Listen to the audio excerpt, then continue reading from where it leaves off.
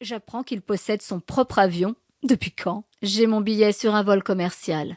Il peut donc se mettre son jet bien profond dans son trou de balle en guise de suppositoire, si ça lui chante. Je ne monterai pas à bord de son jouet. Un de ses sbires passera me prendre? Je n'ai pas besoin de chaperon. J'ai 24 ans, merde. Il sait que je réside sur Paris. Mais je ne lui ai pas communiqué mon adresse, et il ne me l'a pas demandé non plus. Preuve supplémentaire, s'il en faut, de tout l'intérêt qu'il me porte. Pour mes 16 ans, mon amie Colline m'a invité à passer les vacances d'été chez elle, à Marseille. C'est son père qui s'est chargé d'obtenir l'autorisation et les papiers nécessaires auprès du mien. Et là encore, rien. C'est à se demander si j'ai existé un jour à ses yeux. Je ne suis jamais retournée à l'internat.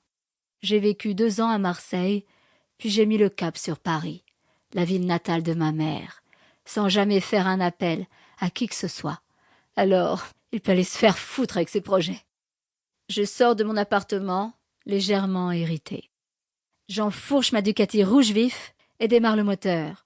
Ce son m'apaise quelque peu. Il n'y a que 2 choses qui parviennent à me calmer, la vitesse et la musique. Ma bécane est loin d'être neuve, mais c'est un monstre. Je l'adore. Il m'a fallu 3 années d'économie pour parvenir à m'offrir ce bijou d'occasion. Will, un guitariste, me la rachète, mais elle va me manquer.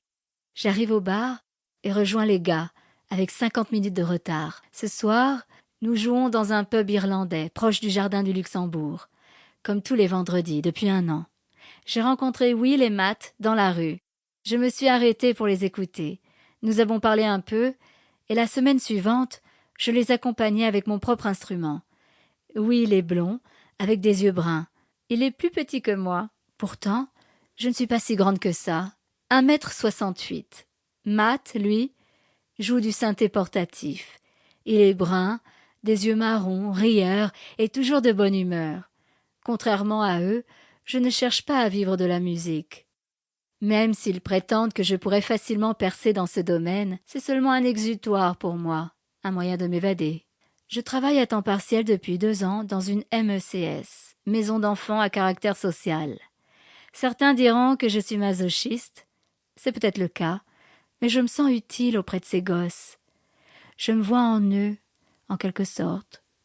Je ne suis pas quelqu'un qui s'attache aux autres. Plus depuis Colline.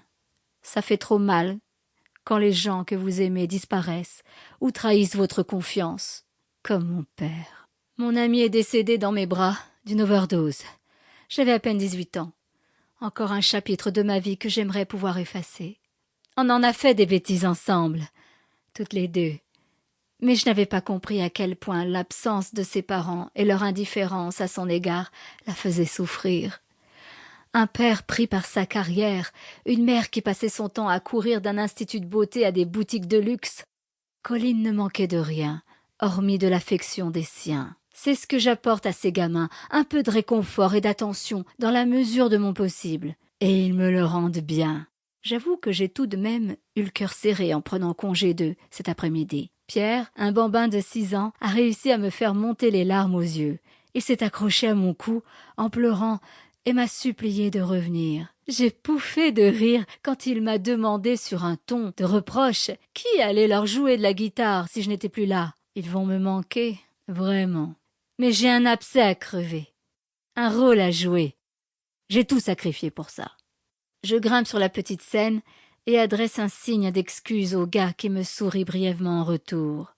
Je sors mon instrument de sa housse, tandis que Matt brandit la liste des morceaux que nous devons jouer. Mais je n'ai pas besoin d'y jeter un coup d'œil, je m'en souviens très bien. Je me mets en place et écoute Will terminer Heathens de 21 Pilots. Ce dernier lève 2 doigts et me désigne. Ok, c'est à moi d'interpréter les 2 morceaux suivants. J'acquiesce, tandis qu'il se saisit de la petite bouteille d'eau à côté de lui et avale une grande gorgée. Il la repose et s'approche du micro. Je l'observe, fronçant les sourcils. Une seconde d'attention, s'il vous plaît. Pour les habitués, je ne vous présente plus ma collègue qui a enfin eu l'amabilité de nous rejoindre. Pour les autres, ouvrez bien vos oreilles, car elle a une voix que vous ne serez pas près d'oublier. Il se retourne vers moi avec un sourire de complaisance. Abruti. Il sait que je déteste me mettre en avant de la scène. Pour continuer à écouter ce livre audio gratuitement, cliquez sur le lien dans la description et vous pourrez l'écouter en entier sans frais grâce à l'essai de 30 jours d'Audible.